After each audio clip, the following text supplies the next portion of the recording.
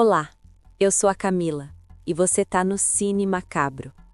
Esse vídeo faz parte da série Pesadelos Modernos, relatos enviados por pessoas comuns, histórias que poderiam acontecer com qualquer um de nós, histórias que começam pequenas e só depois mostram o tamanho real do problema. O primeiro relato de hoje foi enviado por uma mulher que pediu para não ser identificada. Ela não pediu ajuda, não pediu conselho. Antes de começar, ela só deixou um aviso. Disse que isso aconteceu de verdade e que mesmo hoje, anos depois, ainda pensa nisso todas as noites, principalmente quando o celular vibra de fora de hora. Ela começa dizendo que nunca foi paranoica. Nunca foi do tipo que desconfia de tudo ou vê ameaça em qualquer coisa. Pelo contrário, sempre achou que essas histórias de stalker de internet eram exageradas, fruto de gente que se expõe demais e depois se assusta com as consequências. Até que aconteceu com ela. Tudo começou com um perfil sem foto seguindo sua conta. Nada de especial, sem imagem, sem biografia, sem postagens. Só um nome estranho, meio genérico, desses que você não sabe se foi criado por alguém preguiçoso ou por alguém que não quer ser lembrado. Ela achou que fosse engano. Talvez alguém tivesse digitado o usuário errado, talvez fosse um bot. Ignorou. No dia seguinte, esse perfil curtiu uma foto antiga, bem antiga, daquelas fotos que ficam enterradas no fundo do feed, que quase ninguém mais vê, que você mesma esquece que existem. Ela estranhou, mas deixou passar. No outro dia, mais uma curtida. Depois outra e depois outra. Foi só então que ela percebeu um padrão. As curtidas não eram aleatórias, eram sempre fotos em que ela estava sozinha, em casa, no quarto, no sofá. Fotos tiradas à noite. Fotos que na época pareciam inofensivas. Ela entrou no perfil pela primeira vez com atenção de verdade. Não havia nada, nenhuma postagem, nenhuma informação, nenhum seguidor conhecido. Nada que explicasse aquele interesse específico. Mesmo assim, ela ignorou de novo, porque ignorar é mais fácil do que admitir que algo está errado. Até a primeira mensagem chegar. Eu sei onde você mora. Ela conta que ficou alguns segundos olhando para a tela tentando entender se aquilo era uma ameaça ou uma tentativa maldosa de assustar. Tentou rir, aquela risada nervosa de quem não quer admitir que ficou incomodada. Bloqueou o perfil e jogou o celular na cama, como se isso resolvesse. Minutos depois, outro perfil surgiu. Mesmo nome, mesma ausência de tudo. A mensagem parecia resposta direta ao bloqueio. Bloquear não adianta. Ela descreve que, nesse momento, o medo ainda não tinha chegado. O que veio primeiro foi uma sensação estranha de invasão, como se alguém tivesse atravessado uma linha invisível, como se alguém tivesse entrado na vida dela sem pedir permissão. As mensagens começaram a chegar sempre à noite, nunca durante o dia. Sempre depois que a casa ficava silenciosa, sempre quando ela já estava sozinha com os próprios pensamentos. Tranque bem a porta. Você costuma dormir tarde. A luz da sua sala fica acesa depois da meia-noite. Ela começou a prestar atenção em tudo. No barulho da rua, nos passos no corredor do prédio, no elevador demorando mais do que o normal. Passou a checar a fechadura várias vezes antes de dormir. Mesmo assim, havia detalhes nas mensagens que ela não conseguia explicar, coisas que ela nunca tinha postado, nunca tinha contado para ninguém. Até que numa noite comum, ao chegar em casa depois do trabalho, ela encontrou um papel dobrado no chão, bem em frente à porta do apartamento. Não era envelope, não tinha nome, não tinha fita. Era só um pedaço de papel comum, dobrado com cuidado. Eu estou observando você. Ela diz que ficou parada olhando aquilo por tempo demais, com a sensação de que se mexesse, algo pior ia acontecer.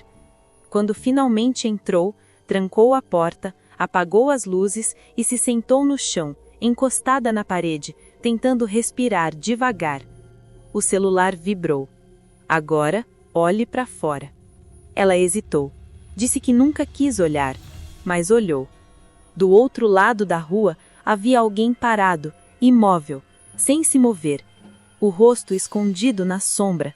Não dava para identificar se era homem ou mulher, só dava para sentir que aquela pessoa estava ali, esperando. Ela fechou a cortina no impulso, apagou todas as luzes e ficou em silêncio absoluto, como se isso pudesse torná-la invisível. O coração batia tão forte que ela tinha medo de que desse para ouvir. Ela chamou a polícia, eles vieram.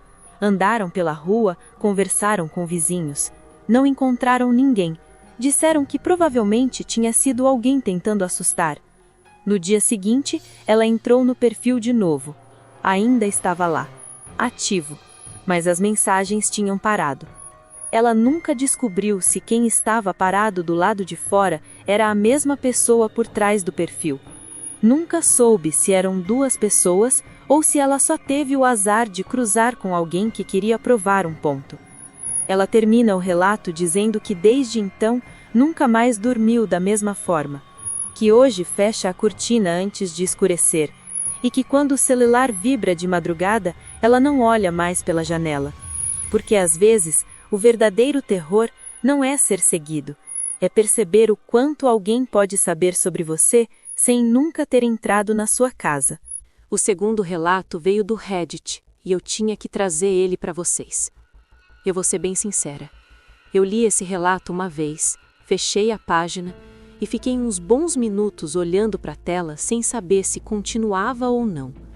Não porque ele é chocante logo de cara, não tem nada explícito, não tem violência descrita, mas ele dá uma sensação ruim, daquelas que não passam rápido.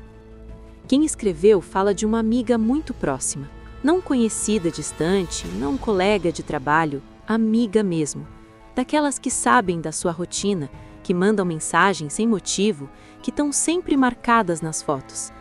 Ela descreve essa amiga como alguém muito presente nas redes sociais. Tudo virava postagem. Café, espelho, rua, céu, nada era pequeno demais para virar story. Era quase automático. Você sabia onde ela estava só de abrir o Instagram.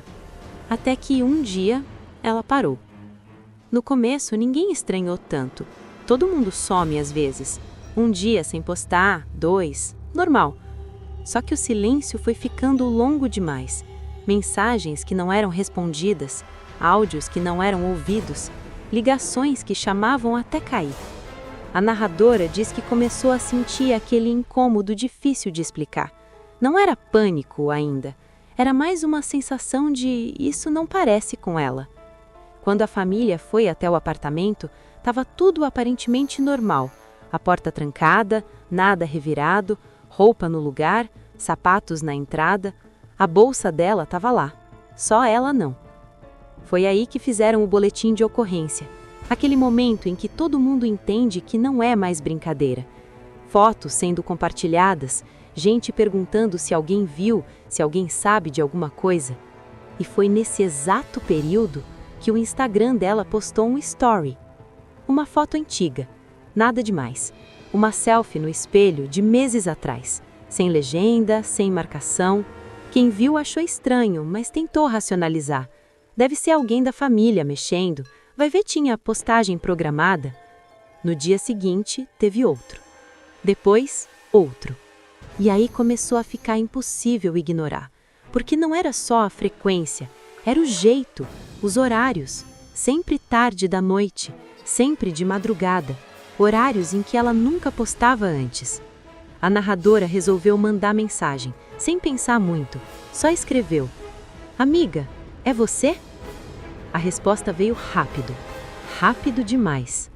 "Claro que sou eu." Na hora ela sentiu alívio, mas foi aquele alívio que dura pouco, porque logo depois veio a estranheza. A forma de escrever não era igual, não tinha o jeito dela. Não tinha piada, não tinha emoji, era direto, seco. Ela perguntou onde ela estava, perguntou por que não respondia ninguém, por que tinha sumido assim. A resposta demorou alguns minutos. Eu precisava de um tempo. A narradora diz que aquilo não fazia sentido, não daquele jeito, não sem avisar ninguém, não deixando todo mundo desesperado. Mesmo assim, o perfil continuava ativo, curtindo fotos antigas, inclusive fotos da própria narradora, fotos delas juntas, fotos de anos atrás, como se alguém estivesse revisitando a vida dela inteira. Alguns dias depois, veio a postagem que fez tudo desandar de vez. Uma foto nova. Não era selfie, não era rosto, era só uma rua comum, sem legenda, sem marcação, mas a narradora reconheceu na hora. Era a rua do prédio onde a amiga morava. Ela mandou mensagem imediatamente. Você voltou? A resposta veio quase instantânea. Eu nunca fui embora. Ela conta que sentiu um frio no estômago nesse momento. Não medo imediato, mas aquela certeza desconfortável de que tinha algo muito errado ali, de que ela não estava falando com a amiga. Ela levou tudo para a polícia, mostrou as mensagens, as postagens. A resposta foi prática, fria, burocrática. Alguém tinha acesso à conta, senha vazada, celular roubado, nada que ligasse aquilo diretamente ao desaparecimento. Mesmo assim, os stories continuaram por mais alguns dias. Fotos antigas, prints de conversas velhas, vídeos sem som, como se alguém tivesse montando um álbum, ou pior, mantendo uma presença. Até que, numa noite, a narradora recebeu uma mensagem privada do perfil da amiga. Você sente falta dela? Ela demorou para responder. Perguntou quem estava falando. A resposta veio curta. Alguém que cuida. Depois disso, o perfil sumiu. As postagens pararam, a conta foi desativada. A amiga nunca foi encontrada. E a narradora termina dizendo que até hoje, o que mais assusta não é só o desaparecimento, é pensar que enquanto todo mundo procurava por ela no mundo real, alguém estava usando a versão digital dela, como se a vida tivesse continuado, sem a pessoa. Ela encerra o relato dizendo algo que me arrepiou de verdade quando eu li. Tem dias que eu acho que ela morreu, mas tem outros que eu tenho medo de descobrir que não. O terceiro relato. Ele não parece um relato de terror quando começa.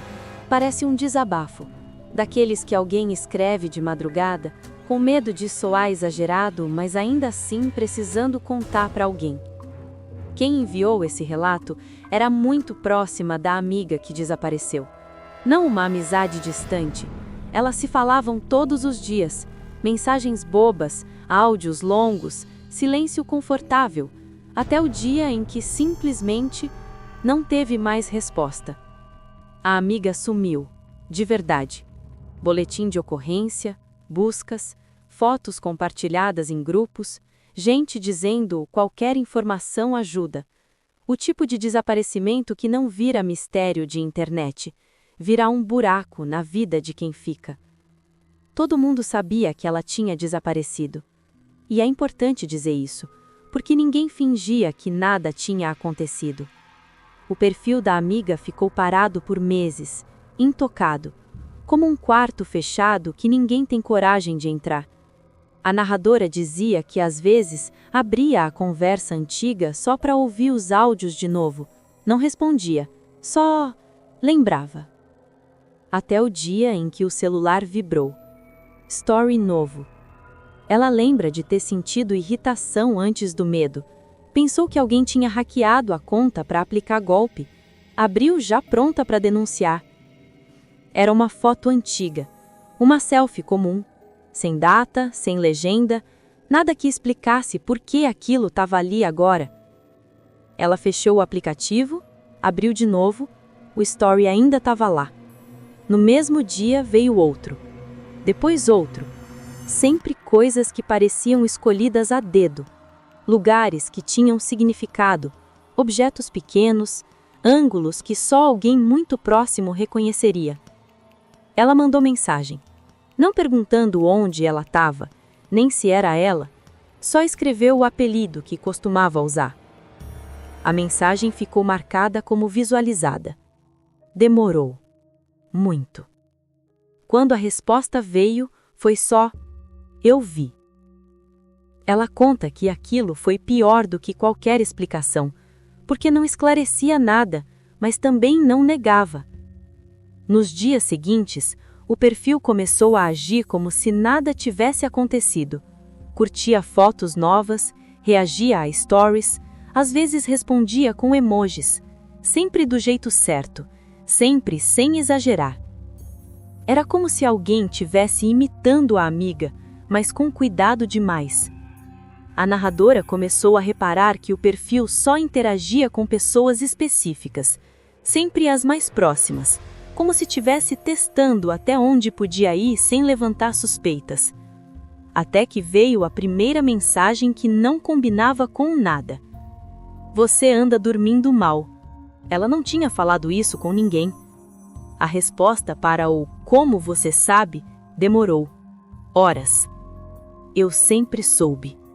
Depois disso, tudo mudou. O perfil começou a postar coisas que nunca tinham sido publicadas, fotos privadas, prints de conversas antigas, lembranças que só existiam fora da internet. Em um story, apareceu uma foto do reflexo de uma janela à noite. No vidro, dava para ver um quarto, não o da amiga, o da narradora. Ela percebeu pelos detalhes pequenos, pela luminária, pela cortina. Ela não respondeu. Minutos depois, veio a mensagem. Você reconheceu. A narradora tentou bloquear o perfil, mas não conseguiu. O aplicativo travava, fechava sozinho. Quando abria de novo, o perfil ainda estava lá. Na última mensagem que recebeu, o perfil escreveu algo que ela nunca contou para ninguém, algo que só a amiga sabia. Prometeu que não ia me deixar sozinha. O perfil nunca foi excluído, nunca fez nada explícito, nunca ameaçou. Ele só continuou existindo, observando, curtindo, lembrando.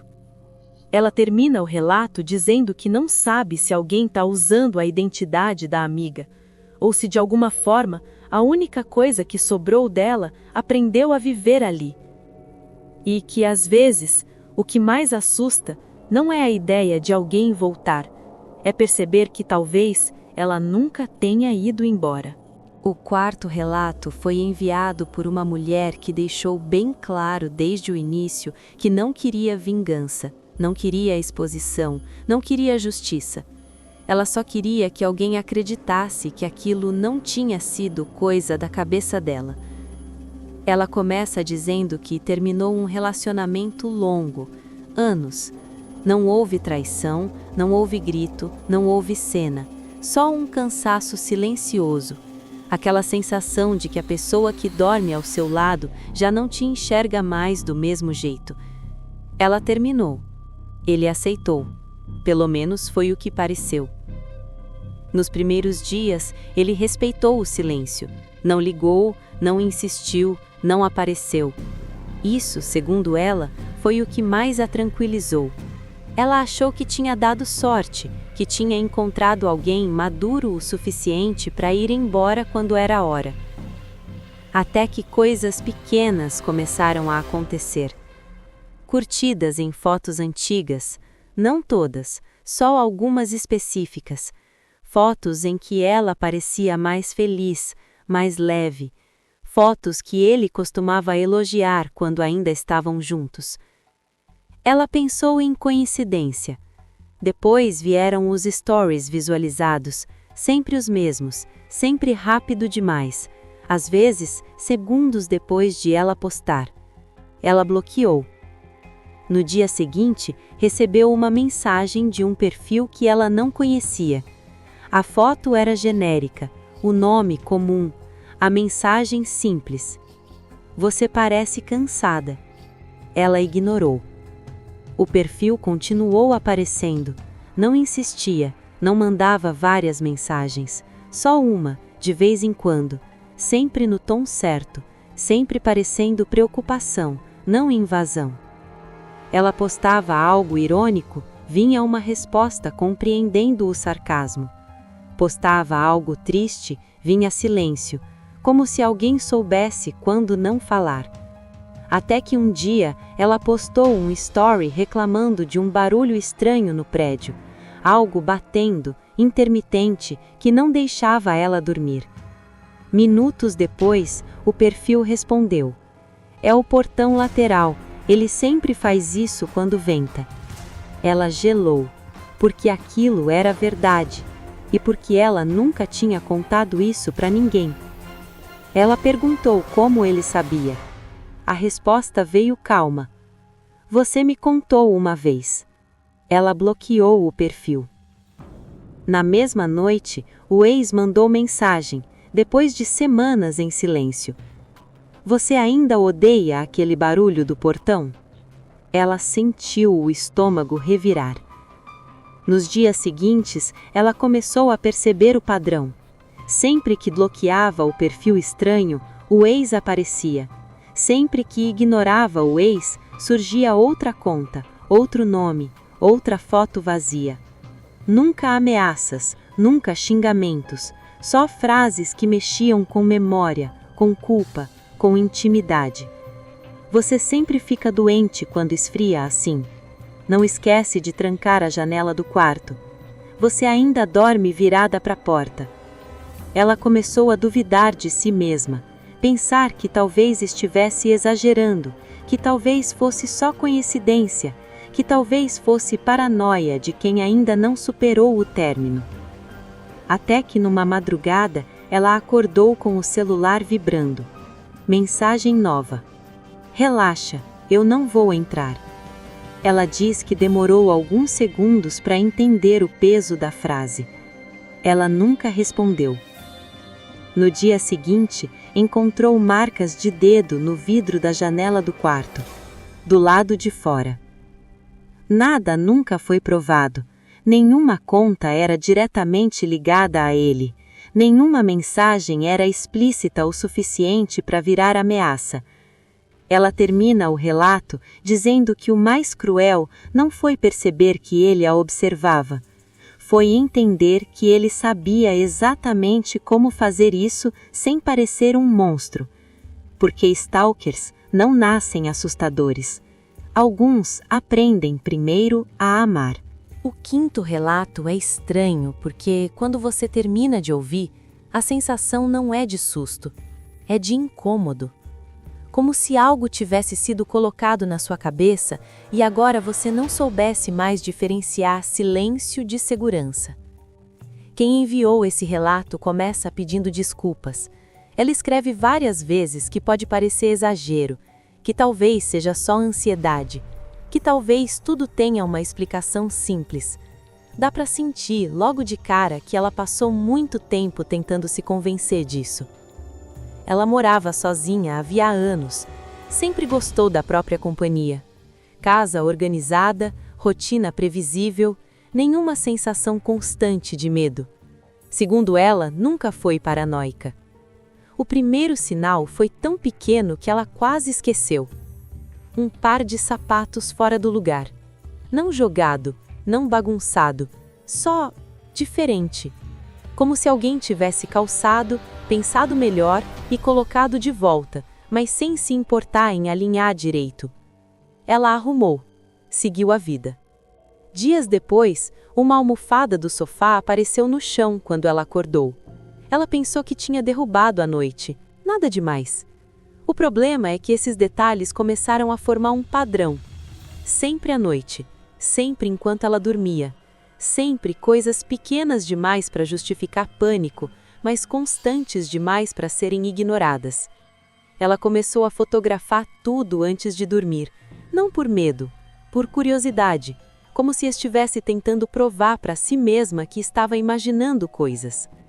As fotos nunca ajudaram. Em uma noite, deixou a luz do corredor acesa, acordou no escuro, interruptor desligado. Instalou uma câmera simples na sala, daquelas conectadas ao celular. Durante o dia, tudo normal. À noite, a câmera desligava sozinha por alguns minutos, sempre no mesmo horário. O aplicativo mostrava falha de conexão. Ela trocou a senha do Wi-Fi. Na noite seguinte, a câmera desligou de novo. Foi nessa época que ela começou a reparar nas redes sociais. Os stories tinham sempre uma visualização silenciosa, um número que não mudava. Não importava se ela postava para amigos próximos ou público geral. Não importava o horário. Alguém sempre via. Nunca curtia, nunca reagia, nunca errava o timing. Ela tentou postar algo irrelevante, foto da parede, foto do chão. A visualização veio igual. Tentou postar algo íntimo, um desabafo curto. A visualização veio mais rápido. Ela começou a sentir que estava sendo observada não pelo que mostrava, mas pelo que sentia.